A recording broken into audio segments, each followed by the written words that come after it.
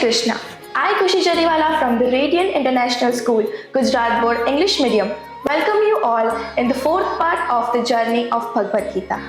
तो जैसे हम सभी ने तीसरे सत्र में देखा था कि अर्जुन जी विशिष्ट धर्म का पालन करते हुए युद्ध करने से मना कर देते हैं और वह अपने रथ में जाके बैठ जाते हैं। साथ साथ हमने ये भी देखा था कि गांडीव धनुष और अर्जुन जी के जो रथ है उसकी क्या क्या विशेषताएं हैं। तो आज के गीता जयंती के पर्व पर हम उसी कार्य को आगे बढ़ाएंगे। तो जय श्री कृष्ण सर। जय श्री कृष्ण। कैसे हैं आप? एकदम बढ़िया।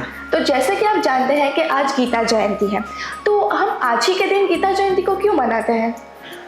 असल में ब्रह्म पुराण के अनुसार गीता जयंती का उत्सव कब मनाया जाता है तो मार्गशीर्ष मास की शुक्ल पक्ष की एकादशी के दिन श्रीमद् भगवत गीता जयंती मनाई जाती है। अच्छा, तो सर ये गीता जयंती को मनाने की विशेषता क्या है? गीता जयंती को मनाने की विशेषता यह है कि द्वापर युग में परमात्मा श्री कृष्ण भगवान ने अर्जुन जी को आज ही के दिन अर्थात मार्गशीर्ष मास शुक्ल पक्ष और एकादशी के दिन ही श्रीमद् भगवत गीता का दिव्य उपदेश दिया था। ये सारी बातें तो समझ आ गई, पर सर आपने बताया कि एकादशी को ये हम गीता जयंती मनाते हैं, तो ये एकादशी की क्या विशेषताएं हैं? एकादशी की यह विशेषता है, वैसे तो हर मास के अंदर दो एकादशी होती है, एक शुक्ल पक्ष की और एक कृष्ण पक्ष की, और कुल मिलाकर एक वर्ष के अंदर 24 एकादशी होती है और उन 24 एकादशियों का बहुत ही ज्यादा अलग अलग महत्व है। वैसे स्कंद पुराण के अनुसार अगर देखें तो एकादशी है वो मोह का क्षय करने वाली है, और यह जो गीता जयंती की एकादशी है मार्गशीर्ष मास के शुक्ल पक्ष की एकादशी, उसको मोक्षदा एकादशी कहा जाता है। हाँ, तो ये एकादशी तो हमें समझ आ गया, पर सर ये मोक्षदा वो क्या होता है? मोक्षदा एकादशी का अर्थ ऐसा होता है कि मोक्षम ददाति इति मोक्षदा, जो मोक्ष को प्रदान करने वाली है। जिस एकादशी का व्रत करने से, उपवास करने से या अनुष्ठान करने से मोक्ष की प्राप्ति हो उसे कहते हैं मोक्षदा एकादशी। अच्छा, तो सर आपने जैसे पहले हमें बताया कि हम ये मार्गशीर्ष मास में मनाते हैं, तो ये मार्गशीर्ष मास में ही क्यों, ऐसा क्या है इस मास में? हाँ, ये बहुत ही अति उत्तम प्रश्न है कि मार्गशीर्ष मास ही क्यों। तो महाभारत के अनुशासन पर्व के अंतर्गत हमें ऐसा वर्णन प्राप्त होता है कि मार्गशीर्ष मास से ही सभी मासों की गणना होती थी। द्वापर युग के अंतर्गत किसी भी वर्ष का प्रारंभ मार्गशीर्ष मास से होता था। इतना ही नहीं, भगवान कृष्ण परमात्मा ने स्वयं श्रीमद् भगवद गीता के 10वें अध्याय जिसका नाम है विभूति योग, उसके अंतर्गत खुद ही बताया कि मासा नाम मार्गशीर्षोहम, यानी सभी मासों में मैं मार्गशीर्ष मास हूँ, तो इसीलिए उसका अत्यधिक महत्व है।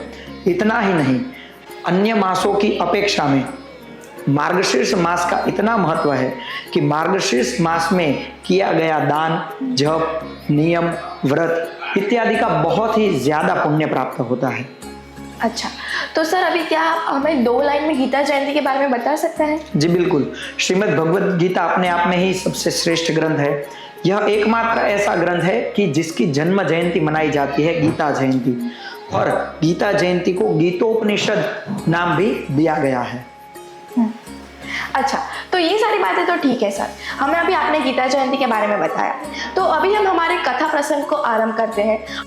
तो जैसे कि हमने पहले सत्र में देखा था कि अर्जुन जी युद्ध करने से मना कर देते हैं, तो सर मेरा आपसे यह प्रश्न है कि अर्जुन जी युद्ध करने से मना क्यों करते हैं?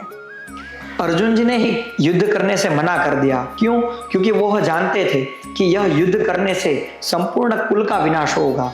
सामने अपने संबंधी, अपने स्नेही, गुरु, मित्र, इन सबको देख के उनको ऐसा लगा कि अगर यह युद्ध हुआ तो हमारे संपूर्ण कुरुवंश का नाश हो जाएगा। तो सर अभी आपने कहा कि कुल धर्म का नाश होगा, तो ये कुल धर्म के नाश होने से क्या होता है? कुल के धर्म का नाश इस प्रकार से होगा कि अगर यह युद्ध हुआ तो भारी मात्रा में कुल के वंशजों का नाश हो जाएगा और कुल के अंदर कोई नियम बताने वाला ही नहीं रहेगा। तो फिर कुल के रीति रिवाज, कुल की परंपरा, विधान, शास्त्रोक्त नियम, इन सब का विध्वंस हो जाएगा, योगी भोगी में परिवर्तित हो जाएगा और वर्ण संकर प्रजा की उत्पत्ति होगी। अच्छा, तो सर ये योगी और भोगी में क्या अंतर होता है? योगी और भोगी के बारे में श्रीमद् भगवद गीता के द्वितीय अध्याय में विस्तृत माहिती हमें प्राप्त होती है, परंतु उसमें वहां पर एक श्लोक दिया गया है, या निशा सर्वभूतानां तस्याम जागृति संयमी।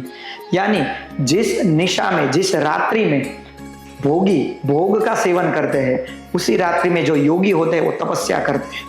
तो यही अंतर है योगी और भोगी में। अच्छा, तो अभी आपने जैसे बताया कि वर्ण शंकर हो जाएगा, तो सर ये वर्ण शंकर का क्या अर्थ होता है? वर्ण शंकर प्रजा की उत्पत्ति होती है तो वो किसी भी प्रकार से शास्त्र के विधि विधान को नहीं मानते हैं, फिर लुप्त पिंडोदक क्रिया, फिर वो अपने पितरों का श्राद्ध वगैरह नहीं करते, उनके पीछे तर्पण आदि क्रिया भी नहीं करते, और सब प्रकार से अपने कुल के धर्म का नाश हो जाता है।